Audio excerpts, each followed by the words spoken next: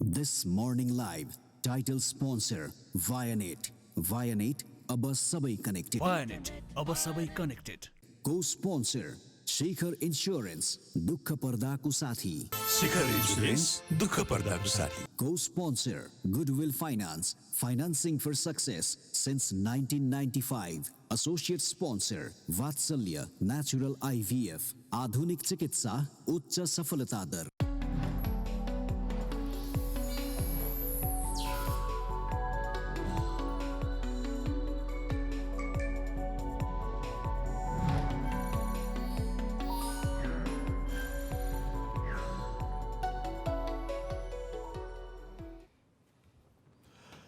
नमस्कार Vianet presents Galaxy this morning लाइभमा हामीहरू तपाईँको सामु आज फेरि पनि दुई हात जोडेर नमस्कार गरियो.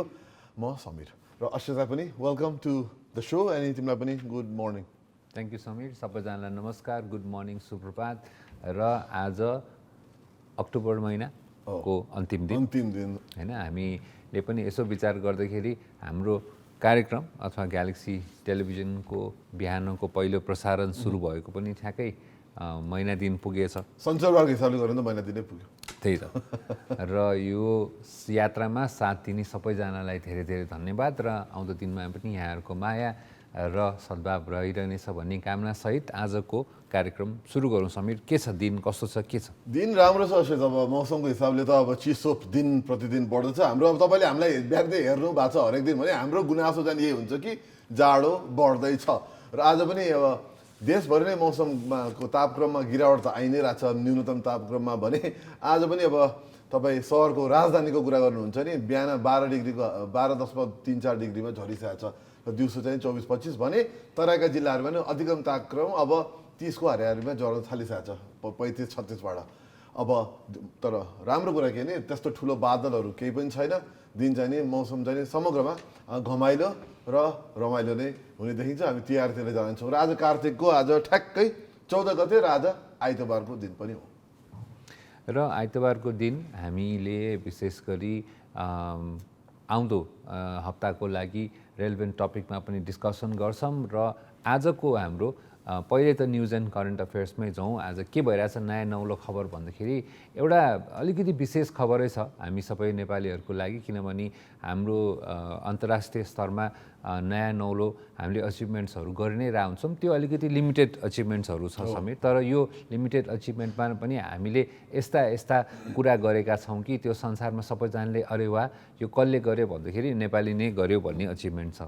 त्यो सबै अचिभमेन्टमा चाहिँ एउटा हिमाल र हामीसँग भएका हिमालहरू सँगसँगै हामीसँग यस्ता पर्वतारोहीहरू पनि छन् जसले चाहिँ संसारमा अनौठो कार्यहरू गरेको छन् र आफ्नो कामले चाहिँ नेपालको र आफ्नो नाम पनि उहाँहरूले संसारभरि चिनाउनु भएको छ. त्यस्तै नाम चाहिँ निर्मल पुजरा समीर होइन. उहाँ पनि अहिले अन्तर्राष्ट्रिय ख्यातिप्राप्त पर्वतारोही नै भन्नु पर्यो. पहिले उहाँको मिलिटरी ब्याकग्राउन्ड भए पनि र उहाँको बारेमा नेटफ्लिक्सले स्पेसल डकुमेन्ट्री चाहिँ ल्याउन लागेको छ जुन चाहिँ ट्रेलर रिलिज भयो. एकदमै 14 पिक्स नथिङ इज इम्पोसिबल.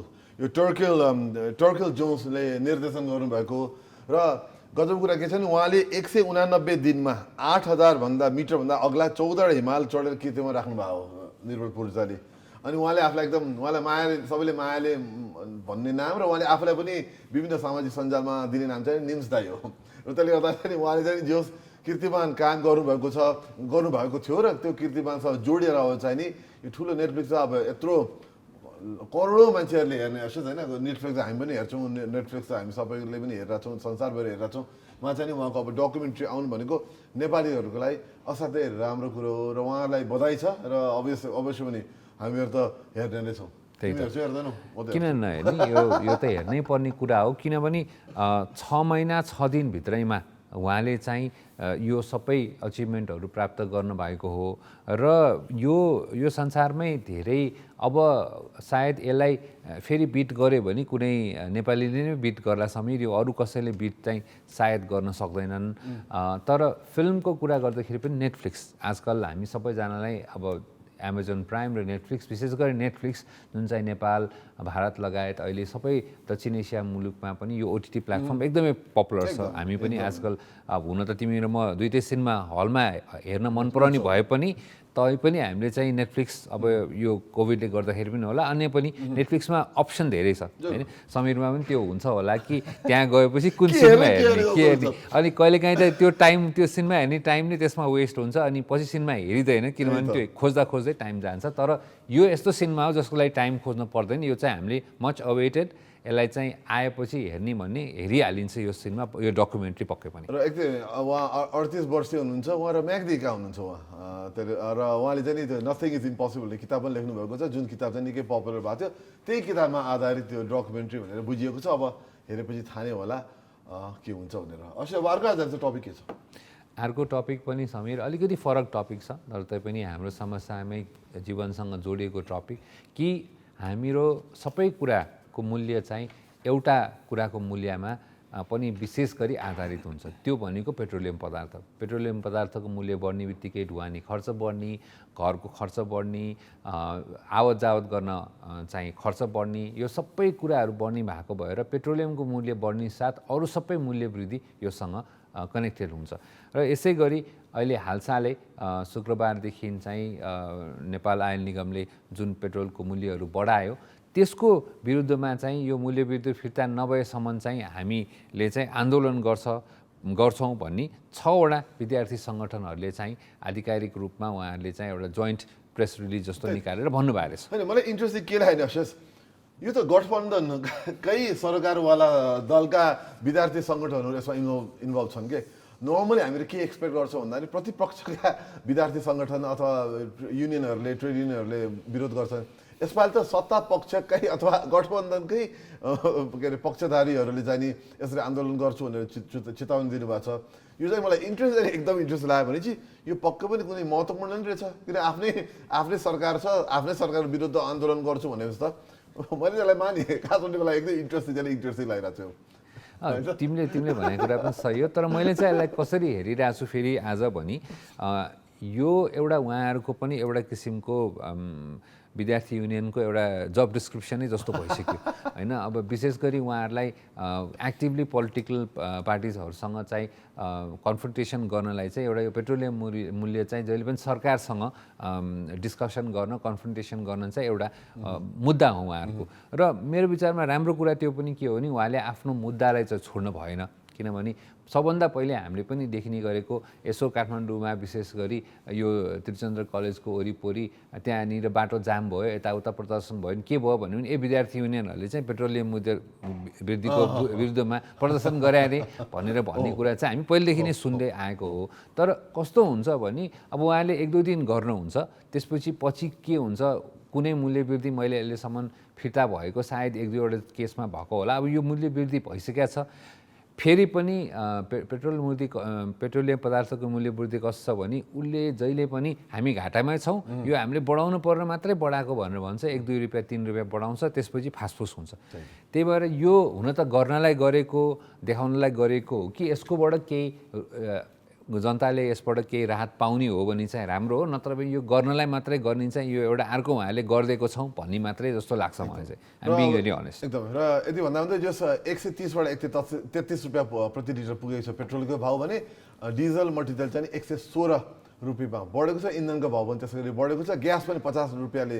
बढेको छ प्रति सिलिन्डर भने चाहिँ हरेक ठाउँमा मूल्य वृद्धि भएको छ अब हामी आशा गर्छौँ आयल निगमले चाहिँ नि विश्वको मूल्य अनुसार नै घटाउने काम पनि गर्नु पर्यो खालि बढाएर मात्र पुगेन अब यति भन्दै गुनासो सधैँ गर्न सकिन्छ तर गुनासोको बिचमा नराम्रो कुरा बिचमा रमाइलो कुराहरू चाहिँ भइरहेछ रमाइलो भनेको मतलब सकारात्मक र सकारात्मकको कुरा गर्दा चाहिँ अहिले कोभिडको समाचार चाहिँ अहिले क्रमिक रूपमा सकारात्मक हुँदै गइरहेको छ र अहिले इट्स गुड न्युज एक्चुअली हामी त पटक भनिरहेको छ गुड न्युज नै छ हामीलाई गुड न्युजै छ र हाम्रो डेली कोभिड अपडेट पनि यहाँहरूको स्क्रिनमा हामीले राखेको छौँ झन्डै 8000को हाराहारीमा टेस्ट भएकोमा 372 वटा केस चाहिँ पोजिटिभ आएको भनेर नयाँ केसेस देखिएको छ र अब यसले गर्दाखेरि एक्टिभ केसेस पनि हामीले हेर्दाखेरि चाहिँ 10,000को हाराहारी मात्रै छ यो टोटल एक्टिभ केसेस हो क्या समीर होइन र एकदमै राम्रो छ अब मृत्यु पनि घट्दै क्रममा छ होइन र मुख्य कुरा तिमीले फेरि पनि म जहिले पनि पटक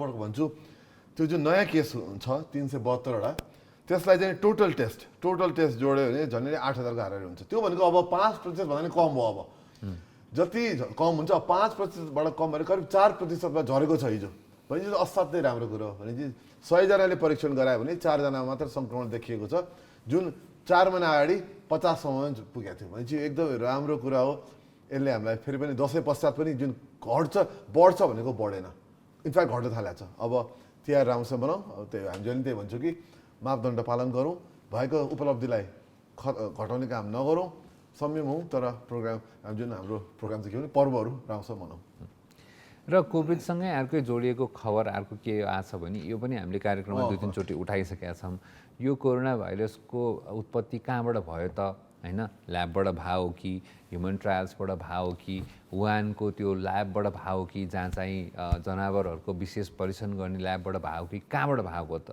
यो ल्याबमै विशेष गरी बनाइएको हो कि नेचुरली चाहिँ जुनोटिक्सबाट चाहिँ एनिमलबाट ह्युमनमा सर्या हो कि? यो सब कुराहरू चाहिँ यति धेरै संसारभरि छानबिन गरेर पनि अन्तिम निष्कर्ष चाहिँ यो अमेरिकी गुप्तचर निकायहरूको सञ्जालले चाहिँ अहिले जो बाइडेनको पनि उहाँहरूको 90 दिनको कार्यकालको समीक्षा सँगसँगै अब यसको बारेमा खासै यो हामीलाई थाहा नहुने जस्तो छ भन्ने किसिमको रिपोर्ट निकाल्नु भएको छ। होइन, US office of the US director of national intelligence जसको हामीले भर्खर तस्बिर राख्यौँ, उहाँले नै के भन्नु भन्दाखेरि अहिले के भन्नु भएको छ भन्दाखेरि चीन र अमेरिका बिचको यो एक किसिमले शीतलहर नै चलिरहेको छ यो कुरामा, र विश्व स्वास्थ्य सङ्गठनलाई पनि यसमा मुछ्याइएको थियो। र यता अब यो डब्लुएचओकै हेड डाक्टर टेड्रोस पनि के अरे वुहान पुग्नु भएको थियो जब आउटब्रेक, जब पेन्डेमिक सुरु भयो 2020 सालमा, र उहाँले पनि गएर हेरेर आउनु भएको थियो। पछि अमेरिकाको विशेष गरी बाइडेन सत्तामा आइसकेपछि उहाँले होइन चीनमाथि छानबिन गर्नुपर्छ, किनभने चीनमा यो वुहानमै रहेको एउटा ल्याब छ, त्यो प्रयोगशाला छ, त्यहाँ कोरोनाकै अनुसन्धान हुन्छ, त्यो अनुसन्धान गर्ने ठाउँबाट यो निक्लेको हो, यो पुष्टि गर्नैपर्छ भनेर उहाँले प्रेसर गर्नुभयो। तर आजको दिनसम्म चीनले यसको विरोध गर्यो, भनेपछि द्वन्द्व चलिरहेको थियो। तर अब सायद जनावरबाट नै आएको हो कि भनेर भन्ने पनि एक पक्ष छ भने होइन भन्ने पनि छन्, तर त्यो पुष्टि गर्न एकदमै गाह्रो हुन्छ, किनभने यो जेनेटिक एनालिसिस भनेको कहाँबाट उत्पत्ति हो भनेर भन्न एकदमै गाह्रो हुन्छ। त्यसले गर्दाखेरि अब सायद हामीहरू कसैले नजित्ने कसैले नहार्ने ठाउँमा पुगेको छौँ। मेरो विचार त्यही नै ठिक छ, अब जे भयो भयो, अब यस्तो हुन दिनु भएन फ्युचरमा भनेर हामीहरू जानुपर्ने जस्तो लाग्छ। त्यही त एकपटक वुहान भाइरसै भनेर अमेरिकी राजनीतिमा ठुलो नाम चलाइएको कुरा भए पनि अहिले आएर चाहिँ यो विशेष गरी मानव निर्मित हो या होइन अथवा जनावरमा मानव सरिएको भन्ने किसिमको विशेष आई थिङ्क मेरो विचारमा त्यहाँनिर एउटा ठुलो कन्फ्लिक्ट थियो। अब यो एउटा कन्स्पिरेसी थ्योरीमै जाने भयो समीर, किनभने अब साइन्टिफिकली हामीले कुनै फ्याक्चुअल डेटा दिन नसकेपछि चाहिँ अब मान्छेको एउटा भनौँ न हामीले एउटा स्पेकुलेसन्समै जाने भयो। तर अब अहिले आएर फाइनली आई थिङ्क यो कुरालाई चाहिँ थाँती राखेर अगाडि बढ्नुपर्छ, जे हुने भइसक्यो भन्ने कुरामा निष्कर्षमा पुगिएको राम्रो हो जस्तो लाग्छ। यति भन्दै अब हामी एउटा सानो छोटो ब्रेक लिँदैछौँ, ब्रेकमा जाउँ, त्यसपछि हामी अलिक कुराकानी पनि गर्छौँ, त्यसपछि समाचारको पनि पालो छ, एउटा ब्रेक लिउँ। ब्रेकपछि फेरि यहाँलाई स्वागत छ वायनेट प्रेजेन्ट्स ग्यालेक्सी दिस मर्निङ लाइभमा। आज हामीहरू विभिन्न विषयमा कुरा गर्दैछौँ र आज आइतबारको दिन तपाईँलाई यसो बिहान झकझकाउँदै उठाउँदै चिया कफी पिलाउँदै हामीहरू टपिकमा जाँदैछौँ। र अघि हामीले विभिन्न विषयमा कुरा गऱ्यौँ, तपाईँले मिस गर्नुभयो भने अब मिस त गर्नुभयो, केही छैन, अब हामी नयाँ टपिकमा जान्छौँ। र आज अब अराउन्ड द वर्ल्ड जाने बेला भएको छ। अशेष के छ अराउन्ड द वर्ल्डबाट? अशेष सुरु गर्दैछ। अराउन्ड द वर्ल्डमा समीर समाचार चाहिँ श्रीलङ्काको छ। श्रीलङ्काको नयाँ कुरा के आयो र यो एकदम अलिकति इन्ट्रेस्टिङ पनि किन भयो भने चीनले श्रीलङ्काको सरकारी ब्याङ्कलाई नै कालो सूचीमा राखेछ। किन राखेछ भने एउटा यो रासायनिक मल अथवा जैविक मल जुन चाहिँ चाइनाबाट अर्डर गरेको हो, त्यो मलमा खराबी पाएपछि मलको अर्डर क्यान्सल गरेको भन्ने कुरामा लिएर चाहिँ श्रीलङ्काको सरकारी ब्याङ्कलाई नै चाइनाले चाहिँ ब्ल्याकलिस्टेड गरेछ मिलेर। त्यही त होइन, अब के अब जैविक मल किन्ने बेलामा त्यसमा त्यही तिनीहरूले नि दूषित पदार्थहरू छ भनेर अब यसो श्रीलङ्काले पनि कुनै कारणवश अब पैसा दिन मानेन, अब उसले मल ठिक हामीले किनेको मल ठिक अनुसार छैन, हामीमाथि भनौँ न त्यसमा अनियमितता छ केही छ भनेर उसले क्यान्सल गरिदियो, अब पैसा दिन मानेन। अब चाइना पनि के कम हुन्छ, चाइनाको लागि त्यो अर्डर कति नै ठुलो हुन्छ र कति नै चाइनाको त्यत्रो व्यापार गर्ने देशलाई श्रीलङ्काको त्यो एउटा अर्डर त्यति फरक नपर्ने हो, तर उसले पनि त्यसलाई अब त्यसबाट उसलाई पनि नराम्रो देखाइयो नि त अनि त्यसले गर्दाखेरि उसले अब त्यसमा एक किसिमले हेर्ने I think it may be more of a political राजनीतिक नै कुरा छ यहाँ आर्थिक भन्दा पनि तर उसले एउटा अब ठुलो अब चीनमाथि त एउटा ब्याङ्कमाथि नै प्रतिबन्ध लाउने काम गरिसकेपछि त कालो सूची राखेपछि त यसले एउटा तरङ्ग त जरुर उब्जाउँछ अब उसले अरू संसारका अरू देशहरूसँग कस्तो व्यवहार गर्छ ती देशका ती संस्थाहरूले पनि अब हेर्छन् पक्कै पनि र समीर अहिले के भइरहेछ भने विशेष गरी पछिल्लो श्रीलङ्काको सरकार चाइनासँग अलिकति नजिकै मानिन्थ्यो अहिलेको सरकार चाइनासँग त्यति नजिक छैन र विशेष गरी अहिले भनौँ न यो इन्डो पेसिफिक क्षेत्रमा चाहिँ चाइना अमेरिका इन्डिया अस्ट्रेलिया यी सबैको प्रभाव बढिरहेको बेलामा चाहिँ विशेष गरी अहिले यसलाई चाहिँ राजनीतिक रूप अथवा विशेष गरी जियो पोलिटिकल इस्युलाई नै हामीले बुझ्न सक्छौँ र श्रीलङ्काले पनि के भनेछ भने पहिले चाहिँ श्रीलङ्काले रासायनिक मल इम्पोर्ट गरिरहेको पछि चाहिँ श्रीलङ्काको सरकारले नै अब हामी रासायनिक मल प्रयोग नगर्ने अब हामी जैविक मलमा जाने भनेर अर्ग्यानिक मन्योरमा चाहिँ जाने भनेर जुन डिसाइड गर्यो त्यसपछि चाइनाबाट मल अर्डर गराइरहेछ तर यो मलमा चाहिँ एउटा ब्याक्टेरिया पाइएको जुन चाहिँ राम्रो नभएको हानिकारक ब्याक्टेरिया भएको भनाइमा आधारित गरेर चाहिँ जहाजलाई नै रोकिदिएको रहेछ र अर्डर पनि क्यान्सल गरेको रहेछ अब अभियसली लेटर अफ क्रेडिटमा चाहिँ पैसा तिर्छु भनेर ब्याङ्कले पैसा नदिएपछि त कम्पनीले भन्ने भयो जुन चाइनिज कम्पनी अनि गभर्मेन्टले पनि त्यसको आधारमा गराएको छ सो यो एउटा किसिमको राजनीतिक भन्नु पर्यो अथवा जियो पोलिटिकल एउटा टसलको पार्ट हो अब हेर्दै जाउँ इट क्यान गो सम अलिकति इन्ट्रेस्टिङ हुन सक्ला आउँदो दिनहरूमा यो कुरा 96,000 मेट्रिक टन मलको कुरा छ यहाँ 96,000 मेट्रिक टनको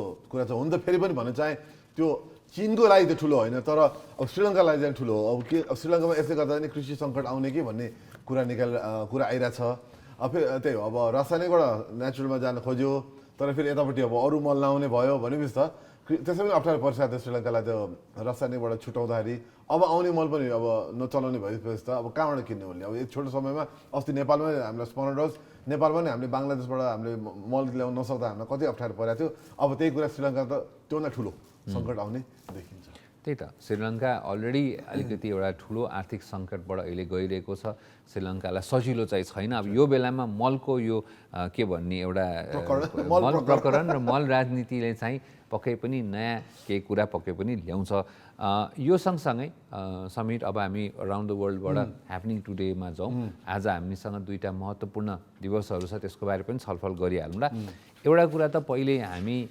सहरमा बस्नेहरूको लागि चाहिँ सहर भनेको कुरा हामीले त्यति सामान्य रूपमा लिन्छौँ तर आज विश्व सहरीकरण दिवस रहेछ र हरेक वर्ष अक्टोबर 31मा चाहिँ विश्वभरि यो विश्व सहरीकरण दिवस भनेर मनाइन्छ र अब पहिलोपटक 2014मा चाहिँ चीनबाट मनाउन थालिएको यो दिवस विश्व सहरीकरण दिवसको रूपमा मनाइन्छ अब हाम्रो पनि अब सहरहरू को अवस्था हामी यसो छलफल गर्छौँ आजको सायद हाम्रो कार्यक्रम त्यसैमा रहेर हामी डिस्कसन गर्छौँ केही एकदमै गर्छौँ नि आज हाम्रो इनफ्याक्ट न्युज पश्चात हामी यसलाई नै आज विषय बनाएर हामी अगाडि लाउँदैछौँ किनभने यसमा अब यो सहरीकरण भन्दा साथ हामीले विभिन्न कुरा आवास खानेपानी फोहोर व्यवस्थापन यातायात यी सबै कुराहरू चाहिँ कुनै पनि सहरमा जोडिएका कुराहरू हुन्छन् त्यहाँ कसरी व्यवस्थापन गरिएको छ राम्ररी गरेको छ कि नराम्रो गरेको छ कि भन्ने कुरा चाहिँ आज हामीहरू नेपाल लगायत अन्य देशका हामी उदाहरण पनि लिन्छौँ तर अहिले होइन आज हामीहरू न्युज पश्चात 7:30 बजे तपाईँहरू आज यी सबै कुरामा बसेर कुराकानी गर्छौँ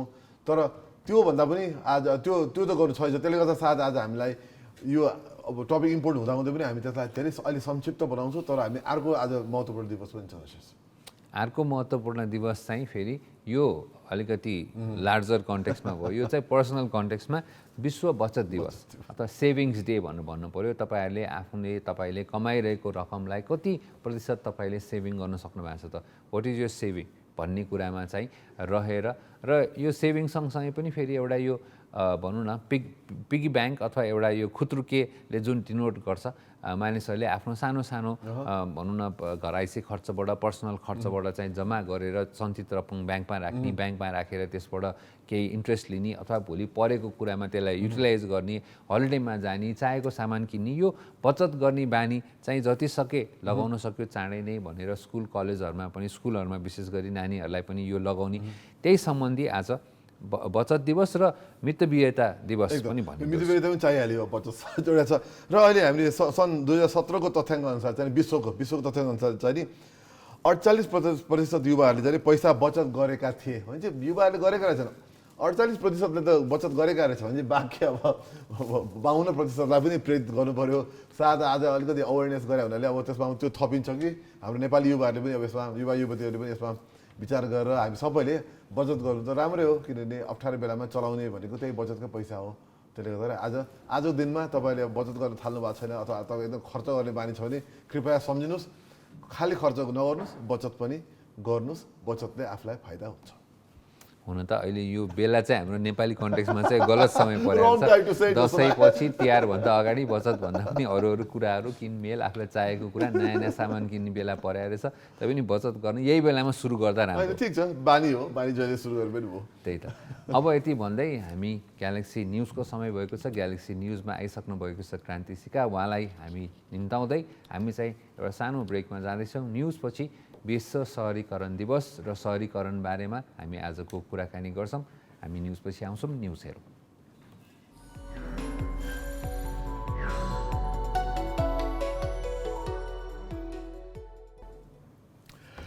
न्युजपछि हामीहरू फेरि वायनेट प्रेजेन्ट्स ग्यालेक्सी दिस मर्निङ लाइभमा आइसकेका छौँ र आज हाम्रो कार्यक्रम अझ हामी एकदम रोमाञ्चक बनाउने प्रयास गर्दछौँ र आशिष एकदमै रेडी छ। अहिले मलाई कहिले सुरु हुन्छ भने मलाई कचकच गर्दा गर्दै लसित अब कार्यक्रम सुरु भयो।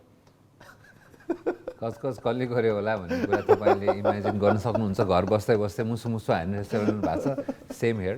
अब कचकच भन्दा पनि कचकच हामीले एउटै कुरामा गर्ने गर्छौँ। हामी सहरमा अथवा गाउँमा जहाँ बस्दाखेरि पनि हामीसँग भएका पूर्वाधारहरू, हामीसँग भएका अवस्था सबैमा यो पुगेन, यो भएन, यो बाटो अलिकति राम्रो भइदिएको भए हुन्थ्यो, फोहोर अलिकति व्यवस्थापन राम्रो भइदिएको भए हुन्थ्यो, बत्ती आइदिएको भए हुन्थ्यो, अथवा खानेपानीको सुविधा राम्रो भयो, यो कचकच चाहिँ हामी गर्दै गर्छौँ।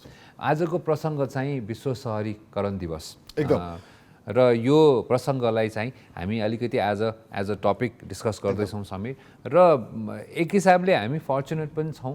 काठमाडौँ सहरमा बसिरहेछौँ, ललितपुर, काठमाडौँ, भक्तपुर सहरहरूमा। तर एक किसिमले मलाई चाहिँ यसो हेर्दाखेरि सहरमा बस्नु र नबस्नुमा चाहिँ फाइदा र बेफाइदाको कुराहरू चाहिँ यो पनि एउटा एकदम ठुलो टपिक डिस्कसन गर्न सक्ला। एकदम तिमीले एकदम जायज पोइन्टलाई हामी कचकचको कुराबाट सुरु गर्दछौँ। हामी सहरमा बस्ने मान्छे धेरै कचकच गर्छौँ, किनकि कहिले के हुँदैन, कहिले पानी हुँदैन, कहिले बत्ती जान्छ, कहिले बत्ती जान कम छ, कहिले मिलम्ची आउँछ, कहिले आउँदैन, दुनियाँ कुराहरू छन्। कहिले फोहोर व्यवस्थापन हुन्छ, कहिले हुँदैन, कहिले डुङ्गुर फोहोर गनाउने गरी बसेको हुन्छ। यो सहरीकरणले गर्दा हामीलाई एकदमै विभिन्न किसिमका फाइदा पनि छन् तर बेफाइदा पनि देखिन्छन्। र अब कोभिडकै कुरा गरौँ, कोभिडमा जति धेरै जनघनत्व हुन्छ त्यति धेरै सर्छ, त्यसले गर्दाखेरि व्यवस्थापन राम्रो भएन भने त्यहाँ पनि प्रब्लम भयो। अब सन् 2014 सालमा चीनबाट सुरु भएको आज यो विश्व सहरीकरण दिवसबाट हेर्दै आज हामीहरू पनि यहाँ मनाइरहेको छौँ। र त्यही हो, आज हामीले चाहिँ यो सहरीकरणबाट हुने विभिन्न पक्ष विपक्ष कस्ता छन्, हाम्रो अवस्था के छ भनेर कुरा गर्न गइरहेका छौँ। र अब भनिहाल्ने अस्ति कुरा सुरु गरिहाल्यो। हाम्रो सहर त अब काठमाडौँको सहरको कुरा गर्ने हो भने हाम्रो सहर थुप्रै छन् हाम्रो देशमा। मुख्य त काठमाडौँ राजधानी नै छ। यहाँ त म त एकदम व्यथित देख्छु आशिष, एकदमै व्यथित देख्छु। अब यही व्यथिति पनि सहर भन्ने बित्तिकै एक किसिमले यो व्यथिति पनि हो। तर हामीले एउटा सानो भिडियो बनाएको छौँ यो विश्व सहरीकरण दिवसको प्रसङ्गलाई लिएर। एउटा छोटो भिडियो छ, त्यो भिडियो हेरौँ, त्यसपछि हामी चाहिँ कुराकानी त्यसै विषयमा आधारित भएर गर्छौँ। यो भिडियो एउटा हेरौँ। सबैभन्दा पहिला त जनघनत्व बढी भएको एकीकृत बस्ती नै सहर हो। जनसङ्ख्याको चापसँगै पूर्वाधार विकास, खानेपानी, ढल, सडक, बिजुली, फोहोर मैला व्यवस्थापन, गुणस्तरीय शिक्षा, स्वास्थ्य सेवा र रोजगारी जस्ता आधारभूत आवश्यकता सहरी विकासका प्रमुख आधारहरू हुन्। नेपालमा लिच्छवी कालमा नै काठमाडौँ उपत्यकाबाट सहरीकरणको सुरुवात भएको थियो। उपत्यकामा उर्वर भूमि र भारत नेपाल तिब्बत बीचको व्यापारिक केन्द्र भएकाले उपत्यकामा सहरीकरणको सुरुवात भएको थियो। लिच्छवी कालमै उपत्यका सहर बन्नको लागि चाहिने केही विशेषताहरू स्थापित भइसकेका थिए। 12-13औं शताब्दीसम्म आइपुग्दा ती विशेषता परिपक्व भइसकेका थिए। उपत्यकामा खेतीयोग्य जमिन भएकाले कृषि उत्पादन बढ्दो थियो। त्यसैले लिच्छवी कालमा उपत्यकामा भएको सहरीकरणलाई कृषिमा आधारित सहरीकरण भनिन्छ। पृथ्वीनारायण शाहले राज्य एकीकरण गरेपछि पूर्वी तराई सबैभन्दा बढी तिरो तिर्ने ठाउँ थियो। त्यसैले सबैभन्दा बढी सहर पूर्वी तराईमा बने। तर सन् 1970 सम्म भने ती बस्तीका हिसाबले सहर थिएन, उत्पादन सम्बन्ध भने विकसित थिएन। पहाडबाट तराईतिर बस्ती सरेपछि भने व्यापक मात्रामा सहरीकरण सुरु भयो। त्यसरी पहाडबाट बस्ती सर्ने क्रम पूर्वबाटै सुरु भयो। त्यसैले सुरुमा पूर्वी तराईमा सहरहरू बने, त्यसपछि चितवनमा सहर विकास भयो, त्यसपछि मध्यपश्चिम र सुदूरपश्चिममा पनि सहर बनेको काठमाडौँ महानगरपालिकाका सहरी योजना आयोगका उपाध्यक्ष सरोज बस्नेतले जानकारी दिए। योभन्दा अगाडि शाहकाल अथवा त्यसभन्दा पनि अगाडि मल्लकाल र त्यसभन्दा पनि अगाडि लिच्छवी कालदेखि नै कुनै न कुनै रूपमा चाहिँ सहरको विकास हुँदै आएको देखिन्छ। तराईमा पछिल्लो सहरीकरण सन् 1890 देखि 1910 को बीचमा भएको हो। त्यो समयमा उत्तर भारतमा रेलमार्ग विस्तार भयो। ती रेलमार्ग नेपालको सिमानासम्म आइपुगे।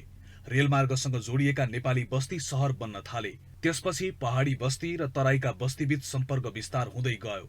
सन् 1930 तिर भारतीय पुँजीपति र नेपाली पुँजीपति मिलेर केही उद्योगमा लगानी गरेसँगै एक औद्योगिक सहरको रूपमा विराटनगर विकास भयो। सन् 1970 को दशकमा पूर्व पश्चिम राजमार्ग बनेपछि नेपालको तराईमा भइरहेको सहरीकरणमा नयाँ आयाम थपियो। पहिलोपल्ट नेपालमा पूर्वदेखि पश्चिमसम्म जाने एउटै बाटो बन्यो।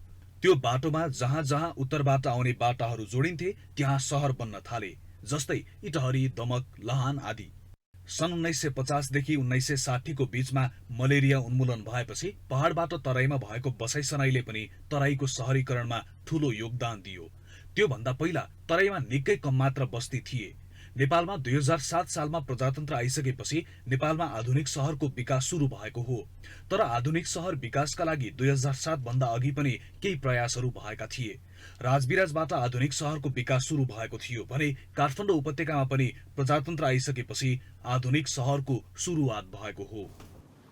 पक्का पनि हाम्रो नेपालमा अहिले हामी पूर्वदेखि पश्चिम, उत्तरदेखि दक्षिणमा चाहिँ विभिन्न सहर बेसी सहर बन्ने क्रममा छ। काठमाडौँ त पहिल्यै थियो भने अब अहिले बिस्तारै बिस्तारै अन्य विशेष गरी प्रादेशिक संरचनामा गइसकेपछि हामीहरू विभिन्न प्रदेशमा विभिन्न राजधानी र त्यससँग जोडिएका अन्य सहरहरू पनि अब बिस्तारै विकसित हुँदै गएको हामीले पाएका छौँ, र स्पेसली विगत 5 वर्षमा।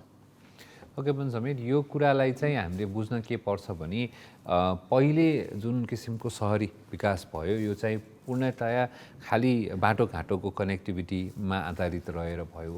र अहिले पनि यसो हेर्दाखेरि घनत्वको हिसाबले, जनघनत्वको हिसाबले हेर्ने हो भने चाहिँ तराईका सहरहरू अलिकति बढी पपुलेटेड र हामीले पहाडी सहरहरू चाहिँ त्यति धेरै पपुलेटेड छैनन् र विकास पनि त्यति धेरै नभएको, किनभने तराईसँगै जोडिँदै गएपछि सायद त्यहाँको भनौँ न पानी भएको भएर, माटो चाहिँ अलिकति उर्वर भएको भएर र अब भनौँ न छिमेकी मुलुक भारतसँगको कनेक्टिभिटी हेर्दाखेरि पनि विकास चाहिँ त्यही हिसाबले भयो। तराईसँगको कनेक्टिभिटी, तराईसँगको व्यापार, तराईसँगको आवत जावतको रूपमा विकास भयो भने अहिले आएर चाहिँ फेरि केही समय यता चाहिँ यसो हेर्दाखेरि जस्तो जे विकास भए पनि त्यति व्यवस्थित चाहिँ देखिँदैन। कन्सर्न चाहिँ त्यो हामी विराटनगर, वीरगञ्ज, नेपालगञ्जको कुरा गर्दाखेरि सहर छ तर खासै व्यवस्थित सहर चाहिँ बल्ल हुन थाल्यो जस्तो लाग्छ मलाई 5 वर्षदेखि यता चाहिँ। र सायद एउटा व्यवस्थापन हुन खोजिरहेको चाहिँ सङ्केत चाहिँ देखिन थालेको छ। जस्तै बाटोघाटो राम्रो बनिरहेको छन् र सँगसँगै ढल,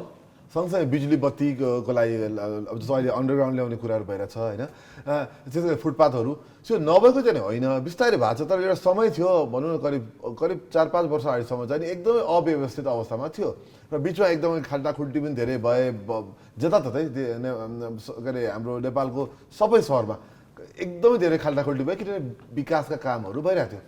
अब अहिले चाहिँ यसो हेर्दाखेरि अलिकति व्यवस्थापन हुन खोज्या हो कि जस्तो चाहिँ लाग्छ। तर फेरि पनि व्यवस्थापन भनेको खालि सडक र पूर्वाधार मात्र होइन। तिमीले कुरा सुरु गरिहाल्यो, ढल, बिजुली, खानेपानी, यी चाहिँ एकदमै महत्त्वपूर्ण कुरा हुन्छ र फोहोर मैला व्यवस्थापन। त्यसमा चाहिँ हामीहरू अझै पनि धेरै हामीले गर्न बाँकी छ कि जस्तो चाहिँ नि भान हुन्छ। काठमाडौँबाट सुरु गरे हुन्छ यो कुरा। अब यो सबै कुराहरू भनेको चाहिँ हामीले डिस्कसन्समा ल्याउँछौँ अहिलेको हाम्रो संविधान अन्तर्गत हामीले विभिन्न महानगरपालिकाहरूलाई उपमहानगरपालिकाहरूलाई पनि विभिन्न डिभिजन्सहरू गरेको छन्। यो पनि फेरि पपुलेसनकै आधारमा अथवा जनसङ्ख्याकै आधारमा गरिएको छ। अहिले नयाँ सहरहरू पनि आइडेन्टिफाई भएको छ। त्यही अनुसारले अहिले भनौँ न विभिन्न महानगरपालिकाहरू उपमहानगरपालिकाहरू यो पनि डेभलप भएको छ। सो त्यसले गर्दाखेरि यसो हेर्दाखेरि बाटो चाहिँ राम्रो छ, अगाडि बढ्ने बाटो चाहिँ, तर कति हुनपर्ने हो र कति भएको भन्ने कुरामा चाहिँ हामी अझै पनि हामी सायद डिस्कसन गरौँला। एउटा हामी ब्रेकमा जाने बेला भयो, एउटा सानो ब्रेक लिइहालौँ। ब्रेकपछि हामी यसैमा अलिकति कुराकानी गर्छौँ। अझ हामीसँग रमाइलो कुराहरू छन्, भिडियो रिपोर्ट पनि छ। अहिले एउटा ब्रेक हेरौँ।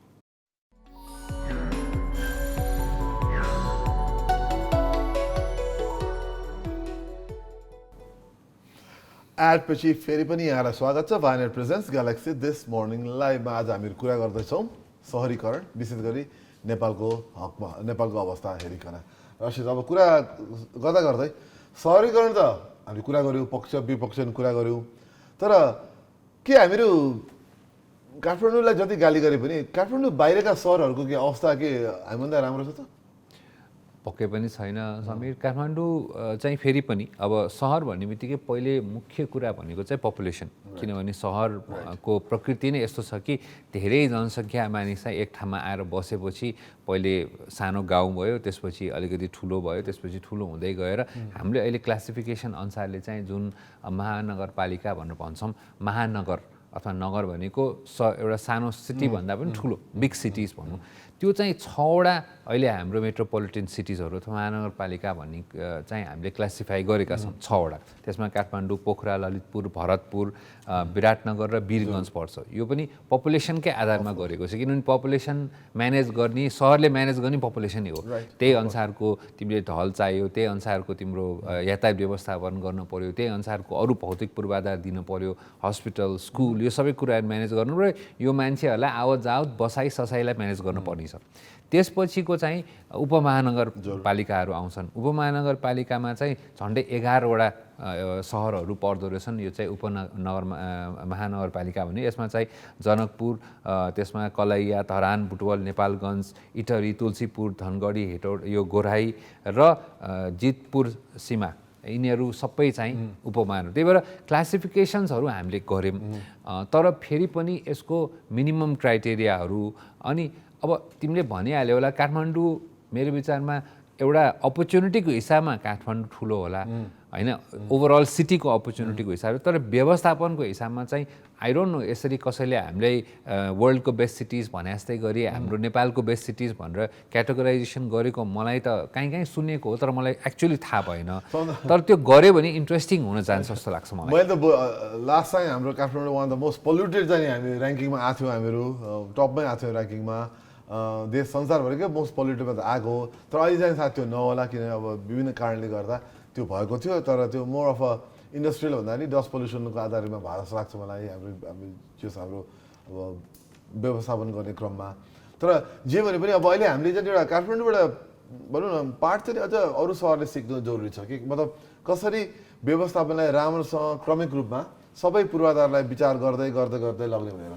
अब हामीले हाम्रो अनुभव चाहिँ के छ भन्दाखेरि यता बनाए फेरि भत्काए, भत्काए र अब अस्ति भने जनकपुरतिर पनि अस्ति अब भनौँ एकजना उहाँमा चाहिँ हातपातै भयो, किनभने व्यवस्था राम्रोसँग गर्नु भएन भनेर ढलको यताउतिको बाटोघाटोको भनेपछि यस्तो कुरा चाहिँ हुनु भएन। मतलब पूर्वाधार विकास गर्ने क्रममा क्रमिक रूपमा सबै कुरालाई विचार गरेर अनि त्यसपछि अगाडि ल्याउनु पर्छ। It's all about planning. व्यवस्था त्यही अब सहरीकरण भनेकै इट्स अल अबाउट प्लानिङ हो महत्त्वपूर्ण। प्लानिङ गर्न हामी कतिको सक्षम हुन्छ आउँदो दिनहरूमा भन्ने कुरा चाहिँ त्यहाँ आउँछ हो।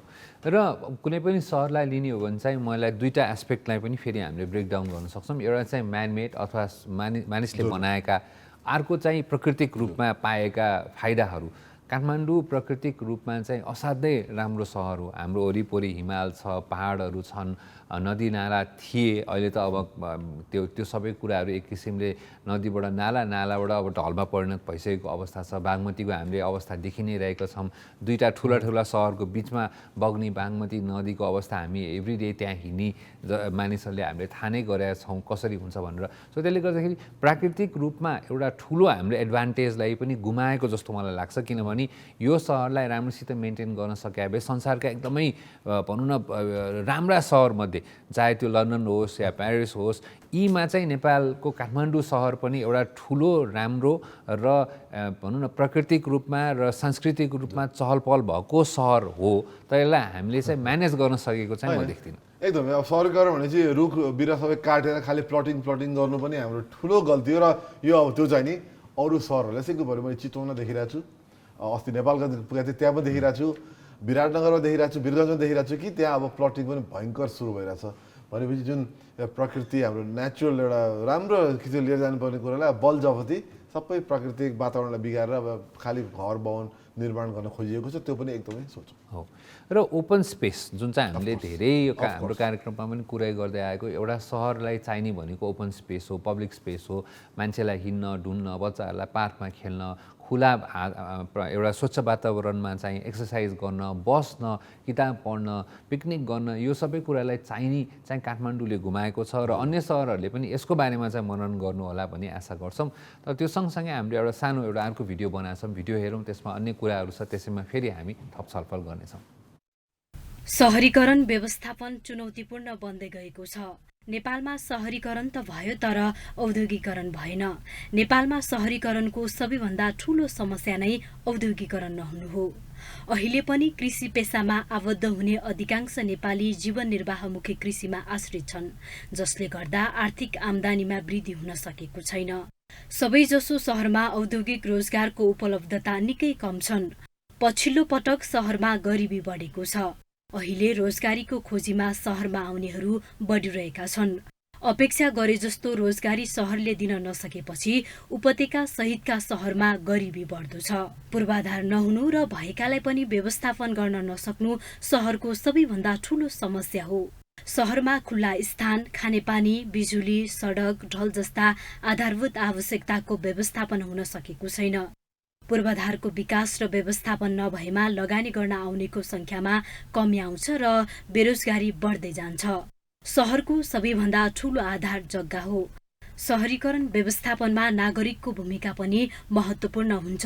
धुवाँ, धुलो, ध्वनि प्रदूषण, फोहोर मैला, प्राकृतिक विपत्ति र महामारी जस्ता समस्या काठमाडौँ उपत्यका सहित देशका अन्य सहरमा बढ्दै गएका छन्। विगतको तुलनामा पछिल्लो समय सहर डुबानमा पर्नु, बाढी पस्नु, प्राकृतिक विपत्तिको जोखिम बढ्नु अव्यवस्थित सहरीकरणकै कारण हो। उपत्यकामा रोजगारी, शिक्षा, स्वास्थ्य जस्ता सेवा सुविधाका लागि मानिसहरू बसाइसरी आउने गर्छन्, तर खानेपानी, ढल, सडक, बिजुली, फोहोर मैला अझै व्यवस्थित हुन सकेको छैन। सहरलाई कुरूप बनाउने अर्को कारण फोहोर व्यवस्थापन पनि हो। फोहोर मात्रै व्यवस्थापन भएर सहर कुरूप देखिँदैन, जसमा सरकार र नागरिक उत्तिकै जिम्मेवार हुन्छन्।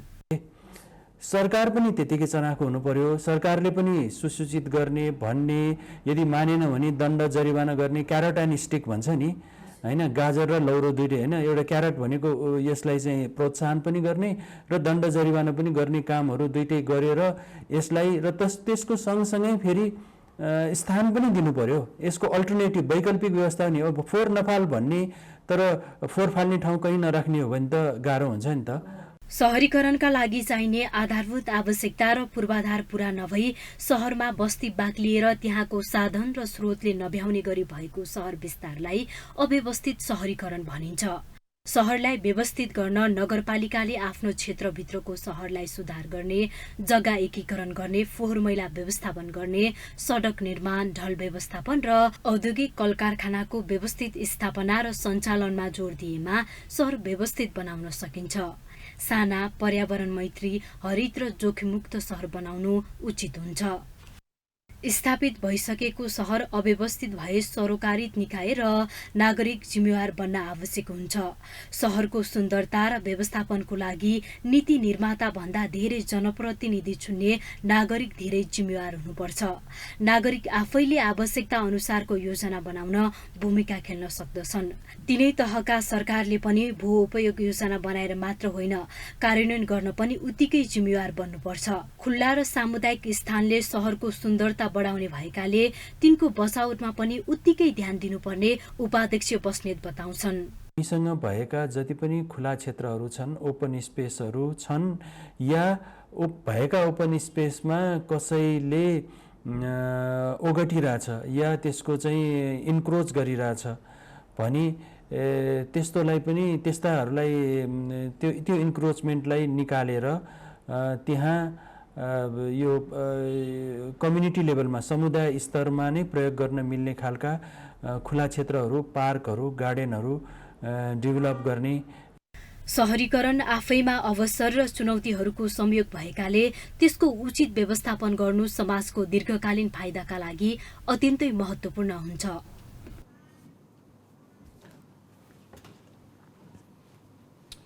पक्कै पनि अब यस्ता सहरीकरण भने चाहिँ विभिन्न पाटाहरू छन्।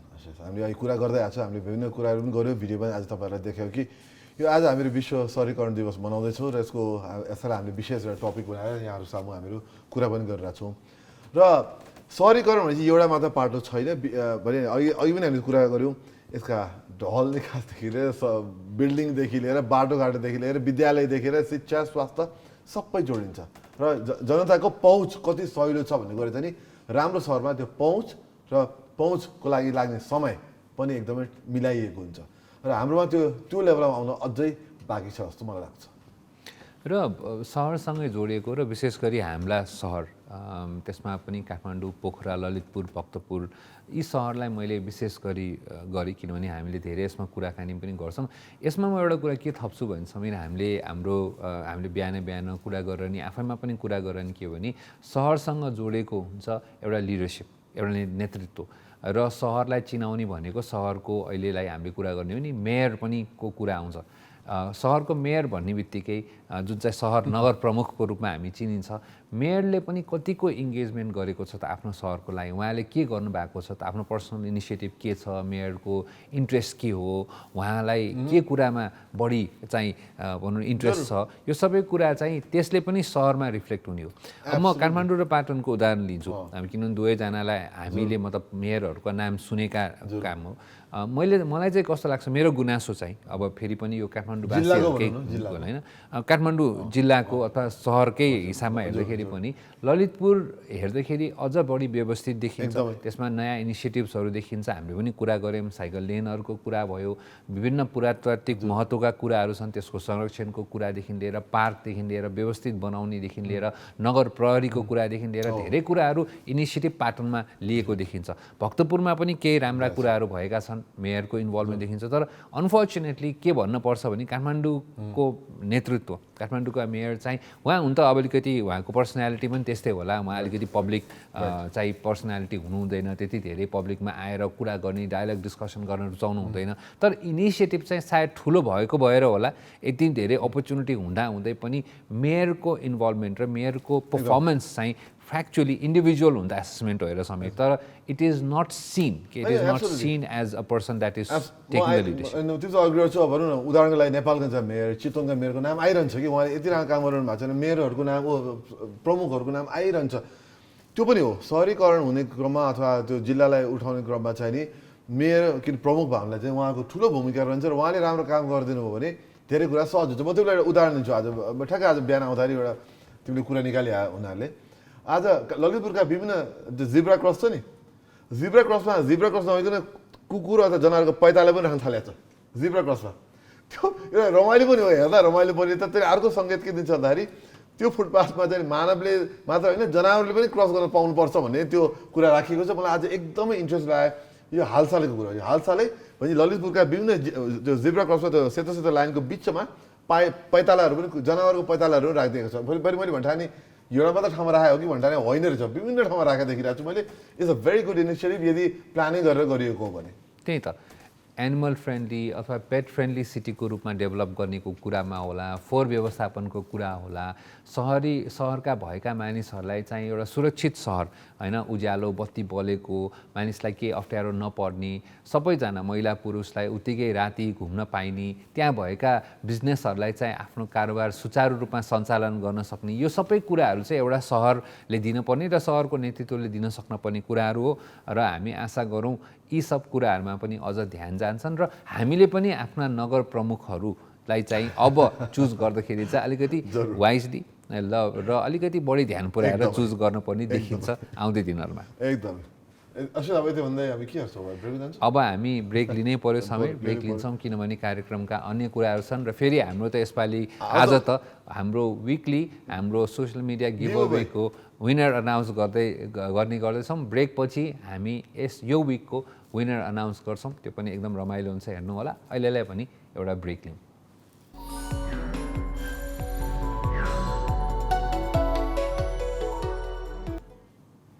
एडपछि यहाँलाई फेरि पनि स्वागत छ वायनेट प्रेजेन्स ग्यालेक्सी दिस मर्निङ लाइभमा। र आशिष र म अब तपाईँहरू कतिको उत्साहित हुनुहुन्छ थाहा छैन, हामी त एकदम उत्साहित छौँ। किन भन्दाखेरि हाम्रो प्रत्येक आइतबार हाम्रो यो जुन गिभ अवे छ, हामीले विगत 2 हप्तादेखि सुरु गरिरहेका गिभ अवे, आज त्यसको समय आएको छ। र हाम्रो इन्स्टाग्रामको जुन हाम्रो अकाउन्ट छ, ह्यान्डल छ ग्यालेक्सी दिस मर्निङ भन्ने, त्यहाँ तपाईँले गएर तपाईँ लाइक गर्नुभयो, तपाईँले फलो गर्नुभयो भने तपाईँले अरू केही गर्नु पर्दैन, मेन्सन मात्र गरेर आफूलाई मेन्सन गर्नुभयो भने त्यो हामीले एकदम गोला प्रथाबाट सिलेक्ट गर्छौँ र प्रत्येक हप्ता एकदम इन्ट्रेस्टिङ गिफ्टहरू तपाईँहरूले पाउनुहुन्छ, तपाईँहरूमध्ये केहीले पाउनुहुन्छ। र आज त्यही सिलसिलामा एकदम लक्की विनर को पर्नुहुन्छ भनेर अब हामी छिट्टो पत्ता लगाउन गइरहेका छौँ र म अशिषलाई ह्यान्डओभर गर्छु पहिलो विनरको लागि। पहिलो हुनर र त्यो सँगसँगै अब गिभ अवेजहरू पनि यसो भनिदिइहाल्नु। एउटा चाहिँ हाम्रो कथालय पब्लिकेसनको तर्फबाट बुक्सहरूको गिफ्ट ह्याम्पर छ। अब यो बुक्स कसले पाउनुहुन्छ भन्ने कुरा सँगसँगै चाहिँ अर्को चाहिँ एक्सक्लुजिभ भाउचर छ स्पालुन युनिसेक्स सलुनबाट लाजिपाट, उहाँहरूले पनि एउटा एक्सक्लुजिभ भाउचर दिनुभएको छ। यो भाउचरको विनर पनि को हुनुहुन्छ भन्ने कुराको आज हामी अनाउन्स गर्छौँ। र पहिलो म अनाउन्समेन्ट गर्दैछु बुक्स फ्रम कथालय पब्लिकेसन, र अब त्यो हाम्रो ड्र हेरौँ। हामीले सबैजना हामीलाई मेन्सन गर्नुभएकोलाई हामीले गोला प्रथामा राखेको छौँ। अब यसबाट को आउनु हुँदो रहेछ एकचोटि हेरौँ।